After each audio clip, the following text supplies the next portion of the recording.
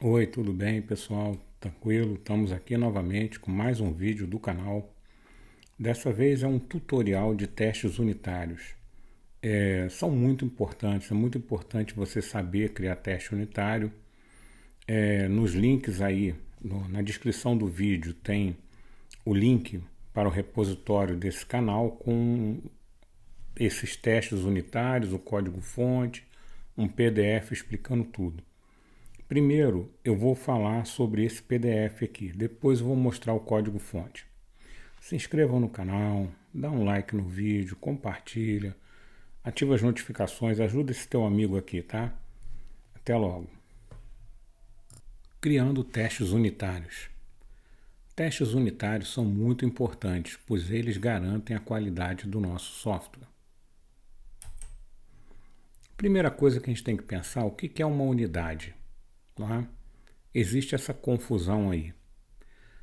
Se a gente vai fazer um teste unitário, o que seria uma unidade? Uma classe?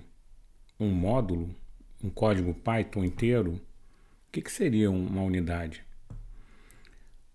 Isso é uma confusão.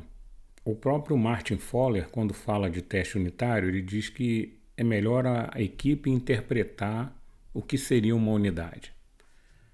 Eu, com meus quase 50 anos de desenvolvedor, eu acho que uma unidade é um procedimento, uma função ou um método. Por quê? Você não executa uma classe, você não executa um módulo, você executa um método, uma função, um procedimento. Então é isso que tem que ser testado. Nesse exemplo aí, nesse exemplo desse slide, eu tenho uma classe com dois métodos. O método 1, para mim, é uma unidade, e o método 2 é outra unidade. Todas as dependências da unidade que você está testando devem ser mimetizadas, usando mock. Na figura aí, o método 2 deve invocar um mock do método 1, não o próprio método 1. Aí vem aquela pergunta, tá, mas e o database? Gente, se você vai testar com database, é um teste de integração, não é um teste unitário. Você está testando mais coisa do que deveria. Muita gente pensa, mas database em memory não tem problema, eu posso criar teste unitário. Olha só, primeiro de tudo, você está testando mais do que deveria, você está testando as queries e tudo mais.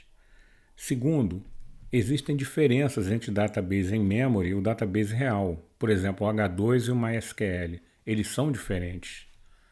E as versões reais podem ter diferenças que vão criar problemas para você. Em terceiro, você precisa ter absoluto controle sobre a massa de dados de teste, independente do banco de dados. Então, Mocha, crie Mocha Objects para você poder testar. Como é que a gente começa a fazer um teste unitário? Primeira coisa é a interface da função ou do método que a gente vai testar. Tem uma interface aí, eu tenho argumentos, né? E eu tenho valores de retorno. Eu preciso testar os valores aceitos e os rejeitados, né? Testar se null, none, infinito, negativo, zero, vazio, acima do limite, abaixo do limite, no limite, essas coisas eu tenho que testar. E também os valores limítrofes, por exemplo, se ele aceita um int, tá, e o máximo é 1000, testa com 1000, testa com 1001, testa com 0, testa com 1, né? E os retornos declarados? O que a função declara retornar? Ela declara retornar uma lista de objetos? Tá. Essa lista de objetos pode ser nula? No Kotlin é fácil, como está nesse exemplo aí, mas e no Java? Ela pode ser nula? E ela pode ter tamanho zero? Né? Isso a gente não sabe. Não sabe se ela pode ser nula, se ela pode ter tamanho zero, ou como é que fica essa situação aí. Se ela é uma lista de objetos, se objeto, ela pode ser uma lista de objetos nulos. Tudo isso a gente tem que testar. E as exceções lançadas pela função, pelo método. Precisamos testar se isso está acontecendo mesmo. Crie os testes de interface primeiro, aqueles que eu acabei de falar. Teste os argumentos, faça a combinação de valores válidos e inválidos, verifica o resultado, verifica as exceções, as mensagens de erro, testa valor limítrofe, faça vários testes dessas pré-condições. Eu aposto com você que nesses primeiros testes você já vai descobrir uma série de problemas no código, naquela unidade. E nessa demonstração aqui vai acontecer isso, tá? Depois que você testou, escreveu todos os testes de interface, analisa cada caminho possível da unidade. Lembra que a gente fala que a complexidade ciclomática é problemática, etc. Bababá. Se o código que você está testando, se a unidade tem uma complexidade ciclomática alta, você vai se complicar muito na criação de testes. O ideal é você testar cada caminho possível, tá? E as suas dependências, as dependências desses caminhos têm que ser mocadas. A massa de dados e os parâmetros que a função vai receber é que vão determinar quais os caminhos por onde o teste vai passar. Por isso que você tem que ter controle absoluto. E, antes de você assumir que determinado caminho é impossível de acontecer, isso nunca vai acontecer. Verifica, pergunta. O usuário é capaz de fazer coisas que até Deus duvida. Então você tem que se prevenir contra isso. E uns conselhos finais. Teste não tem que ser bonito, tem que ser eficaz. Deixa clean code, design pattern, solid para outro momento, não no teste. Você tem que fazer o teste simples e funcional e tem que ser eficaz. Se você ficar se preocupando em embelezar o código de teste, você não vai terminar o teste. O teste eficaz é aquele que pega erros, tá? Essa é a medida de eficácia de teste. Então, a gente faz uns testes reversos, provoca erros no código para saber se o teste pegou o erro. Claro, erros controlados, tá? Teste é difícil de fazer. Às vezes o código de teste é bem mais difícil do que o código que você está testando, tá? E se você somar a quantidade de código de teste que você tem para uma só unidade, você vai ver que é muito código. Teste com mocks é muito mais eficiente do que testar com um banco de dados real ou um banco de dados em memory. Só que é muito mais caro e difícil de fazer, mas é o mais eficiente. E o conselho final, vai mexer no código? Mexa nos testes, tá bom? Agora nós vamos ver uma demonstraçãozinha aqui, baseada num caso real. Vou continuar aqui. Então, a aplicação que eu vou testar é essa aqui. Essa é a unidade que eu quero testar. Isso é parte de uma aplicação verdadeira, isso é código verdadeiro, que eu descaracterizei, despersonalizei para não ser reconhecido. Mas é uma aplicação que eu trabalhei de verdade e está em produção. O método que eu vou testar é Post Message to Channel. É uma aplicação de chat, tem aqui o database que ela usa, tá? Esse database tem lá um usuário, né, com o ID dele, que é um UID. Esse PII Content Link é um link para as informações sensíveis que ficam em outro database. E o Suspended, se o usuário está suspenso ou não. A função Post Message to Channel é o usuário vai postar uma mensagem num canal. Ele não pode estar suspenso. Se o usuário estiver suspenso, ele não pode postar. O canal tem o ID, name, type e hidden. Se o canal tiver hidden, tiver oculto, ninguém pode postar nada nele. Muito bem. Para que o usuário possa postar uma mensagem no canal, ele tem que ser membro desse canal. Então tem essa tabela User Channel. Tem o User ID, o Channel ID. Suspended, se o usuário está suspenso naquele canal, ele pode não estar suspenso no geral, mas pode estar suspenso naquele canal. E a chave primária está aqui, User ID, Channel ID. E tem a tabela Message. que é um UID também, como chave. O autor, que é a chave estrangeira para a tabela user. Título, content, que é o conteúdo. Channel ID, chave estrangeira para a tabela channel. E a data de criação. E tem uns inserts aqui, etc. Eu já rodei esse script, criei uma instância Docker aqui. O Docker eu acho que é mais fácil. Tá aqui o comando, tá? Se você rodar localmente ou mudar a password, troca essa password no código, tá? Senão vai dar erro. É aqui no Database Wrapper. Aqui em cima, a password está aqui direto. Tá? Como eu disse, isso não é o código de verdade. Eu peguei e fui pegando trechos do código, tá? Na verdade, ele não usa assim, ele pega de um secrets, mas não interessa aqui agora. Muito bem, o banco de dados já está aqui, tá? Com as tabelas criadas, com tudo. Rodei esse script.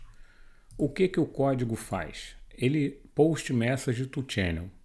Ele recebe o user ID, o channel ID, o título e o conteúdo. Faz algumas verificações, ele obtém o user. Tá? Na verdade, o que eu retorno para ele?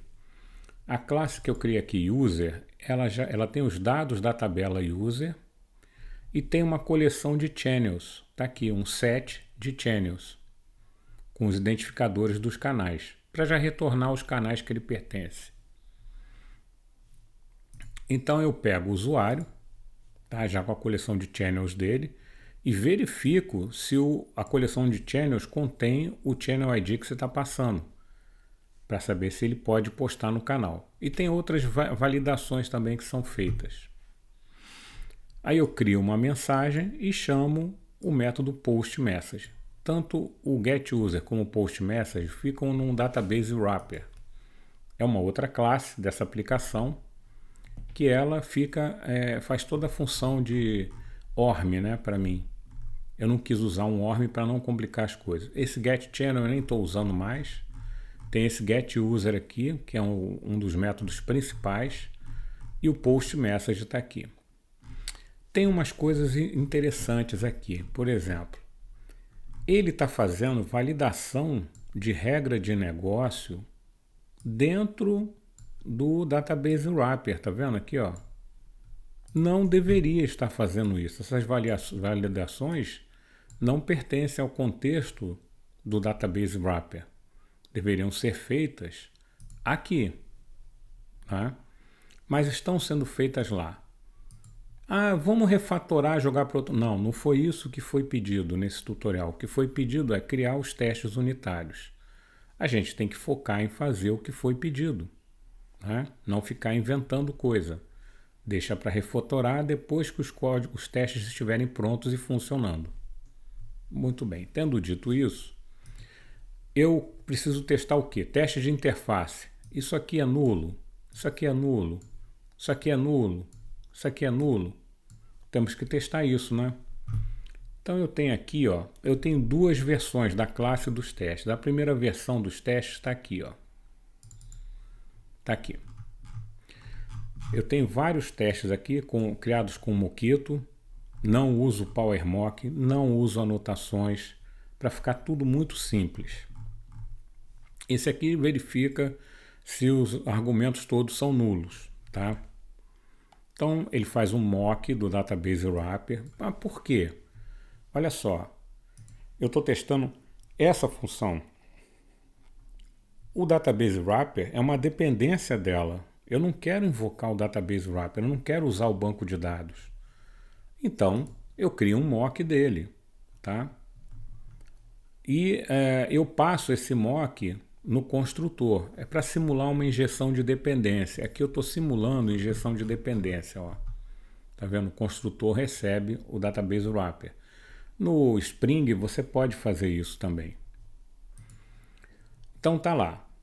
Aí eu testo se ele jogou uma exception do tipo illegal argument exception.class. Deveria ser essa exception. Estou passando tudo nulo lá.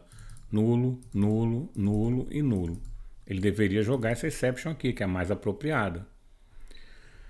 E a mensagem deveria ser essa aqui, missing arguments, né? Vamos supor que seja essa a mensagem que deveria vir. Então eu verifico, primeiro, se ele lançou essa exception, e se ele retornou essa mensagem. E aí tem vários outros testes. Eu testo todos eles com comprimento 0, tá vendo? Eu testo só o user ID null, os outros informados. Eu testo só o channel ID null, os outros informados. Aí eu vou testando, ó, todos eles o title null, todos eles o title com tamanho 0, tá vendo? Todos eles aqui e o content null, todos eles o content com tamanho 0 e postar uma mensagem para um usuário não existente. Por quê? No Database Wrapper, tá? Aliás, no demo code, no método, eu dou um getUser. Se o user vier null, ele tem que lançar essa exception aqui. Então, estou testando isso. Vamos ver se está funcionando. São testes de interface, tá? Por enquanto. Vamos ver se está funcionando. Demo code teste. Vamos executar. Eita, tudo falhou, tá vendo? Só um que passou. Teste com usuário não existente. Os outros falharam. Falharam por quê? Olha só. Eu estava esperando illegal argument exception. Veio user not allowed exception. Que isso? Ele chegou a entrar aqui. Ele não foi barrado. Ele fez isso e passou aqui. Ele chegou a bater. Teria batido lá no banco de dados. Né? Poxa, não era para ser isso. Ó. Tá vendo? Esse aqui, ele foi embora, mas deu um erro no final. Ele não deveria ter ido, não deveria ter continuado a executar. Ele deu um erro de assertion, mas ele executou, ele foi lá. Tá? E aí vários deles deram o mesmo problema. Tá vendo? Passaram direto. Ou seja, os testes estão falhando. Tem alguma coisa errada nesse código. E o erro principal é que eu não estou validando a interface. Muito bem, ótimo. Então vamos para uma segunda versão. Deixa eu fechar aqui tudo. Eu criei essa segunda versão aqui, After One, que tem poucas modificações com relação ao código original. A primeira é esse check args aqui, ó. Então, antes de mais nada, eu venho aqui e valido todas as entradas. Se é string não pode estar vazio, não pode ser nulo. Se não é string não pode ser nulo. E retorna a exception, illegal argument exception com missing arguments. Então, ele não vai deixar passar se você informar os argumentos inválidos. Tá? Vamos ver o teste disso aqui. O teste disso aqui é o after um teste, está aqui. Tá?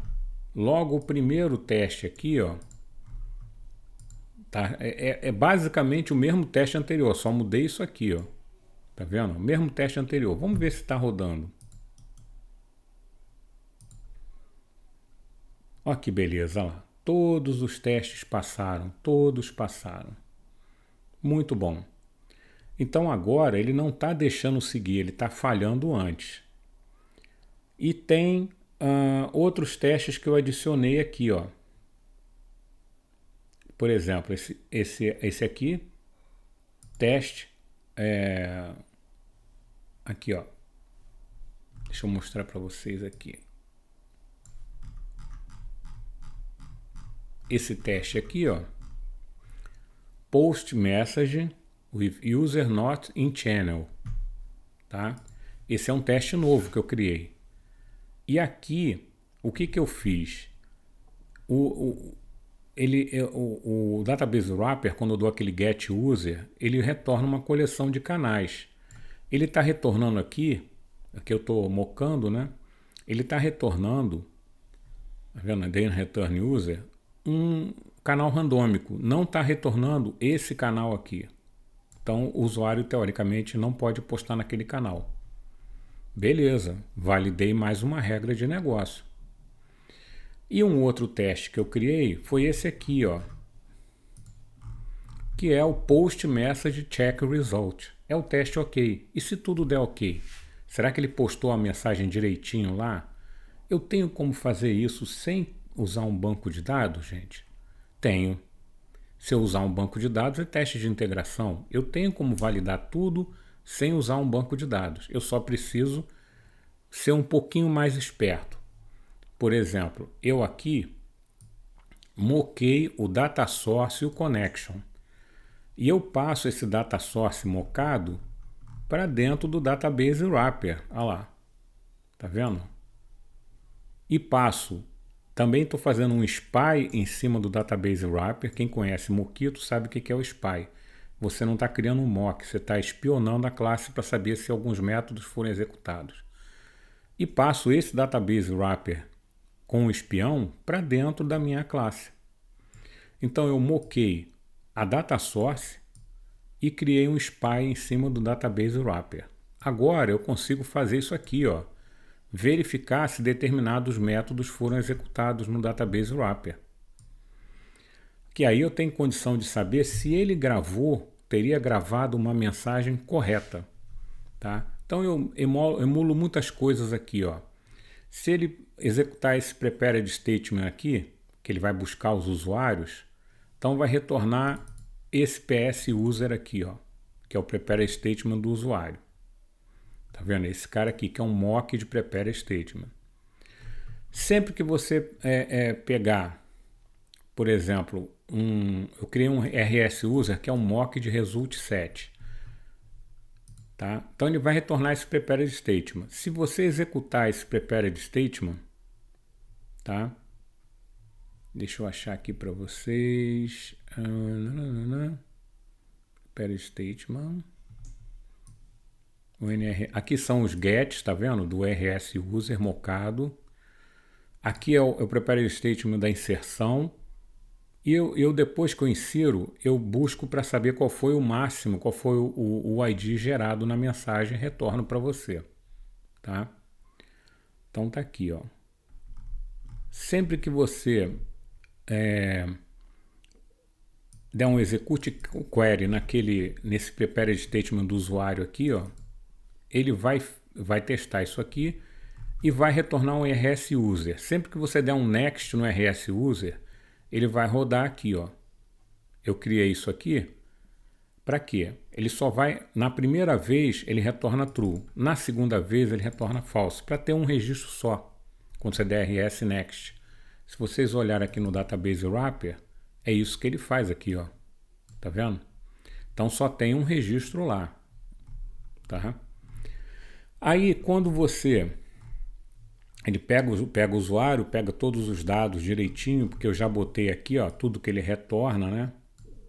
Que essa query aqui, ela é uma query que faz um join entre o user channel e o channel, porque eu preciso saber se o usuário foi suspenso, se o channel é hidden, esse tipo de coisa. Então eu tenho essas informações aqui e retorno isso.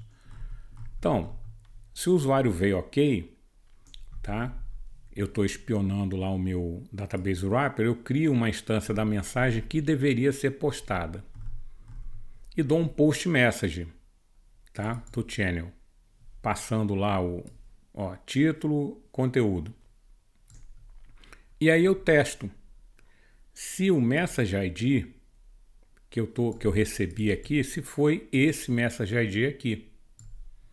Se ele gerou esse message ID. Tá? E aí eu verifico aqui, ó, no meu database wrapper, se o método getUser foi chamado com esse string aqui. Tá? E também verifico se no meu database wrapper, se o post message foi chamado com essa mensagem aqui. Então eu tenho como saber se ele mandou gravar no banco de dados exatamente o que eu precisava. Tá? Ótimo. Então já tem esses dois testes aqui. Estou satisfeito? Não. Porque tem duas situações aqui que estão me incomodando. Eu preciso saber o que acontece se um usuário tiver suspenso. Do lado desse lado aqui, do demo code, ele simplesmente vai vir null. Mas pode ser porque ele não exista. Eu quero saber o que acontece quando ele é suspenso. Então tem 3 regrinhas aqui que eu preciso testar. Os usuários suspensos não serão retornados. os canais ocultos não serão retornados e se um usuário foi suspenso em um canal, esse canal também não vai ser retornado. Quando ele está percorrendo aqui, se o usuário está suspenso, ele dá um break e retorna null, porque o user é inicializado com null. Ok, o usuário não está suspenso, ele monta o usuário, cria o channels e aí ele vai continuar lendo, vai jogar os canais lá dentro. Ele precisa saber se esse canal que está aqui, se ele é hidden. Se ele for hidden, continua, não joga esse canal na coleção de canais, tá? Ele não vai criar outro usuário aqui, tá? Vai usar o mesmo usuário. Se o canal não está hidden, mas o usuário está suspenso naquele canal, então, se não tiver suspenso, adiciona o canal. Eu preciso testar essas situações. Aí eu vou ter que criar um teste unitário para esse método aqui, ó. É esse teste aqui, Database Wrapper Test. Então eu já não estou mais testando aquela unidade, estou testando outra unidade, porque eu preciso testar essas duas unidades para testar todo o caso de uso de postar a mensagem. Aqui estou testando se o usuário está suspenso. É mais ou menos aquele outro teste lá que eu estou mocando Data Source Connection, só que aqui, ó, quando ele pegar o suspended, vai retornar true. Então eu testo isso. Tá? Aí eu verifico se ele der o getUser nesse cara aqui, ó, realmente. Então, agora eu sei o que acontece quando o usuário está suspenso. Aí eu testo assim, o canal está oculto, como é que eu faço isso? É aqui, ó. Eu criei um macetezinho aqui, né, de usar o then answer. Se na primeira vez, o primeiro canal não está oculto, mas o segundo está. Com isso, só pode ter um canal lá dentro, esse aqui que não está oculto. E é o que eu testo aqui, ó. Eu verifico se o canal contém esse aqui e se o canal não contém esse aqui. A coleção de canais não pode conter aquele que está oculto. E aqui eu testo, faço a mesma coisa com o usuário suspenso no canal. Com isso, esse meu Database Wrapper Test consegue validar essas três casos de uso extra, essas três situações extra. E eu validei tudo. Eu posso dizer para vocês agora que essa classe aqui está completamente coberta por testes. Ah, mas cadê a cobertura, o coverage? Não vá se guiar por coverage, por métricas. Você tem que fazer esse trabalho que eu fiz aqui. No passo a passo, analisando cada caminho, cobrindo cada caminho. Depois você analisa coverage. Tá bom? Espero que vocês tenham gostado.